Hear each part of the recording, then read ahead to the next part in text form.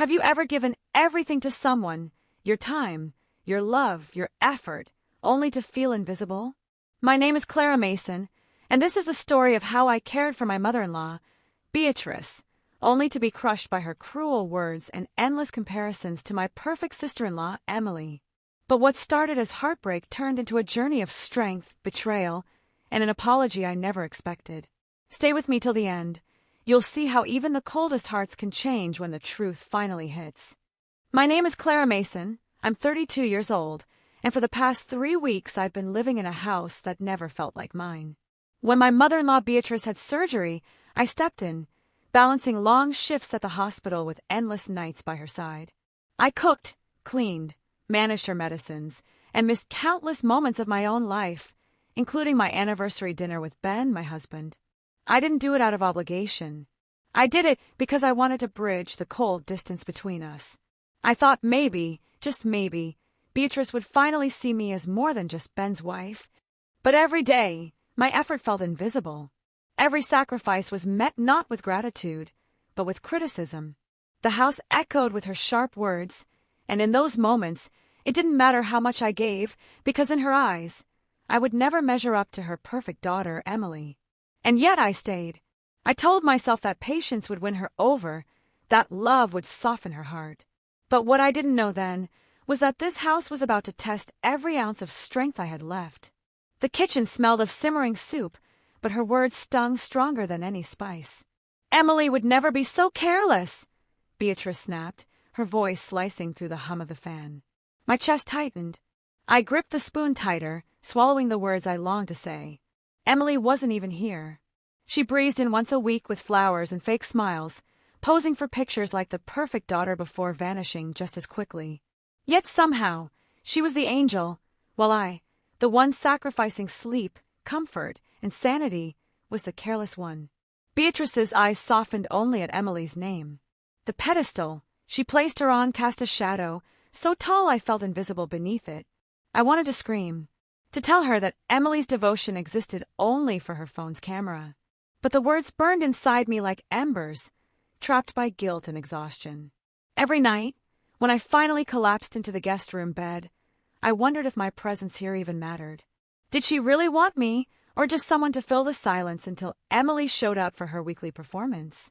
What I didn't realize was that this invisible war between the daughter who played pretend and the daughter-in-law who gave everything was about to reach a breaking point. Just as I tried to gather the courage to defend myself, the front door creaked open.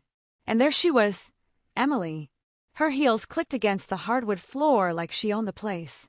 In one hand, a bouquet of flowers. In the other, her phone, already ready for the perfect shot.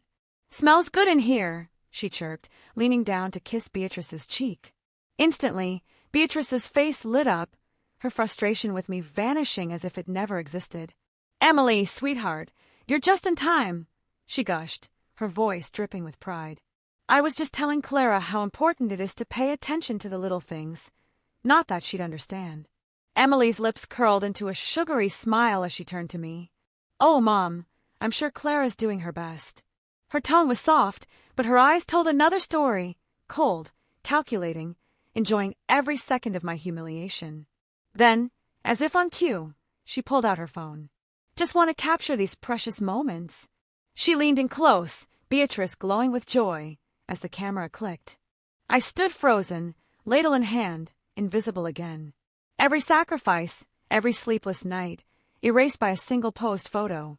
To the outside world, Emily was the devoted daughter. And me?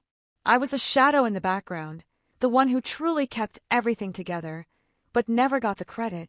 In that moment, anger bubbled inside me like the pot of soup on the stove, and I knew something inside me was about to break. It started as a whisper in my chest, then grew louder enough. I had missed my anniversary. I had given up work shifts. I had been there through every sleepless night. And all I got in return was Beatrice's scorn and Emily's smug smile. Emily leaned back, scrolling through her photos, probably picking the best filter for her devoted daughter post. Beatrice, meanwhile, looked at her like she had hung the moon.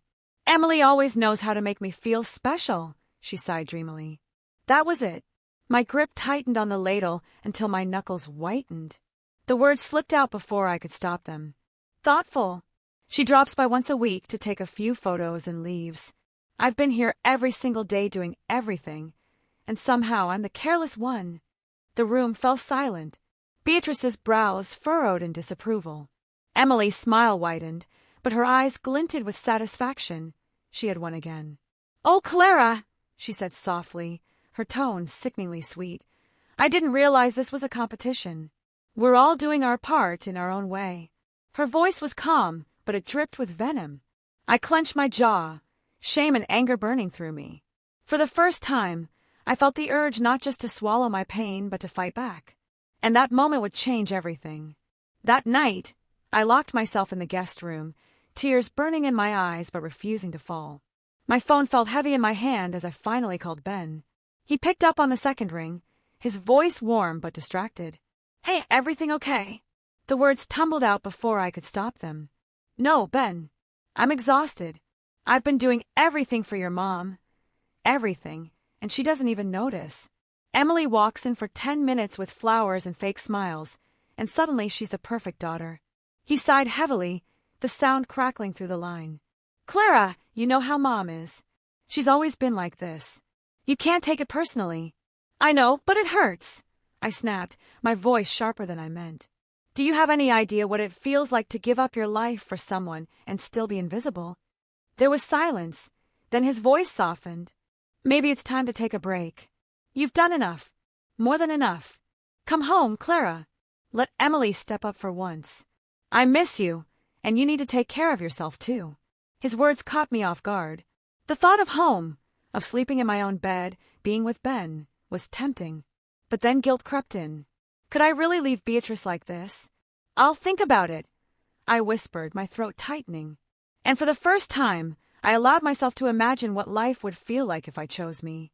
The next morning, I walked into the living room, hoping maybe things would be different. But Beatrice's first words cut me down again. "Clara," she said sharply, "dinner was late last night. It's not good for my digestion. When Emily's here, everything feels more put together. She doesn't need to be told what to do." Her words stung, but I tried to stay calm. "Emily wasn't even here for dinner," I reminded her softly. "That's not the point," she snapped, her tone icy. "Emily knows how to handle herself. She's considerate." My throat tightened. "I've been here every day, Beatrice. I've given up everything to make sure you're comfortable." Her gaze hardened. "You're here physically, Clara, but emotionally, you're checked out. It feels like you don't even want to be here." The words hit me like a blow. "That's not fair," I whispered, fighting tears. "I've put my life on hold for you. I've sacrificed everything." She waved a hand dismissively. "Oh, how noble. If it's such a burden, maybe Emily should handle it. At least she doesn't make me feel like an inconvenience." My chest ached. I wanted to scream, to defend myself, but I knew it would only make things worse. Instead, I whispered, "I'm doing my best. I'm sorry if that's not enough." Her reply was cold as stone. "Your best isn't what I need. Emily understands me in ways you never will." And with those words, I realized I would never win. That afternoon, something inside me finally broke. I walked into the kitchen where Beatrice sat, her sharp gaze waiting to find fault. But this time, I didn't shrink back. "Beatrice," I began, my voice trembling but firm, "I need to talk to you." She barely looked up. "If this is about dinner, I'd rather you focus on getting it right than wasting time chatting." My jaw tightened, but I pressed on. "No. This is about how I've been treated since I came here. I've been here every day, missing my life, missing my husband, doing everything to take care of you. And yet, nothing I do is ever enough. You've made it clear you don't value me. And I'm tired of feeling worthless." Her spoon clinked against the bowl as she set it down. "Well," she said coolly, "if you're tired, no one's forcing you to stay. Emily would do a better job anyway. She always has." Her words stung like knives, but instead of breaking me, they steadied me. I met her gaze. "Emily isn't here, Beatrice. She never is. I've been the one caring for you. But if you believe she's better, then fine. I'm done." For once, Beatrice didn't have a sharp retort. She just stared, her face like stone. I turned away, my heart pounding but my back straight.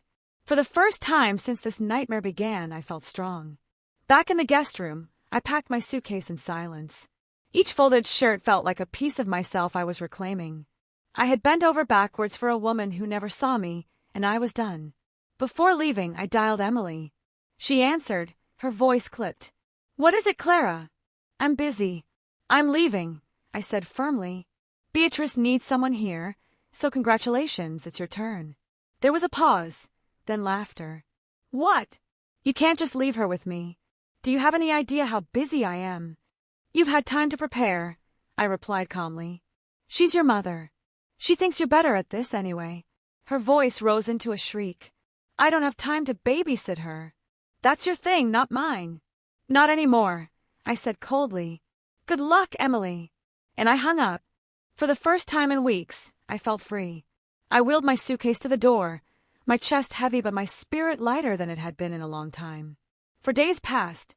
I tried not to think about Beatrice, but one night, my phone buzzed. Her name lit up the screen.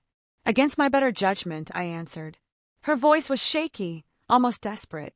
"Clara, I need to talk to you. Emily hasn't been here since you left. I can't manage on my own. I feel abandoned." Her words hit hard. For the first time, Beatrice was facing the truth. On the phone, Beatrice's voice trembled with something I had never heard before, fear. "Emily promised she'd be here, but she hasn't shown up. She barely answers my calls. I thought she cared." I pressed the phone tighter against my ear, torn between sympathy and vindication. "Beatrice," I said gently, "I warned you. Emily's good at saying the right things, but when it comes to showing up, she never does." There was silence on the other end. For once, Beatrice had no quick retort, no sharp remark. Just a quiet, broken whisper. "I didn't think she'd abandon me." Her words stirred something inside me. For weeks, I had been invisible, dismissed, treated as less than nothing. And now, the pedestal Beatrice had placed Emily on was crumbling before her eyes. But I couldn't let myself fall back into the same trap. "I'm sorry you're going through this," I said steadily. "But I can't come back, not after how you treated me. I can't put myself through that pain again." Her tone sharpened instantly. "So now you hold grudges? You think you're perfect? You've never been good enough for this family." Tears burned in my eyes, but I didn't break. "I'm not perfect, Beatrice. I made mistakes, but I gave you everything I had, and you never saw it. Emily already abandoned you, and I won't let you break me again." Before she could fire back, I ended the call. My hands trembled, but deep down, I knew I had finally chosen myself. 5 days later, my phone buzzed again. Beatrice's name appeared. I almost didn't answer, but something inside me told me to. "Clara," her voice cracked, heavy with sobs. "I'm so sorry." I froze, my heart pounding. "Beatrice." Her words spilled out, raw and desperate. "I can't believe how I treated you. You didn't deserve it. You gave so much, and I threw it back in your face. Emily hasn't been here in days. And now I see it. All the nights you stayed up, all the sacrifices you made. I see it, and I regret everything." Tears welled in my eyes. I had dreamed of hearing these words, but never thought I actually would. "Beatrice," I whispered, my voice trembling, "thank you. That means more than you know." "I don't expect forgiveness," she choked out. "But I had to tell you. You were the one who cared, and I was too blind to see it." For a moment, I sat in silence, letting her words sink in. "It will take time," I said gently. "But your apology, it's a start." And it was. From that day forward, something changed. Beatrice no longer treated me like a shadow. She spoke with warmth, with gratitude. For the first time, I felt truly valued. The past couldn't be erased, but the future didn't have to carry the same bitterness. I had stood up for myself, I had walked away, and because of that, I had finally earned respect. And sometimes, that's where true healing begins. In the end, I learned something powerful. Sometimes, you have to walk away to be seen. For weeks, I felt invisible, unloved, unappreciated, but by standing up for myself, I found respect, and even an apology I thought I'd never hear. Beatrice and I may never erase the past, but we've started building something new. So tell me, have you ever felt invisible in your own family? How did you find the courage to stand up for yourself? Share your story in the comments below. I'd love to hear from you. And if this story touched your heart, don't forget to like, subscribe, and hit the bell icon, because I have more emotional stories just like this one waiting for you.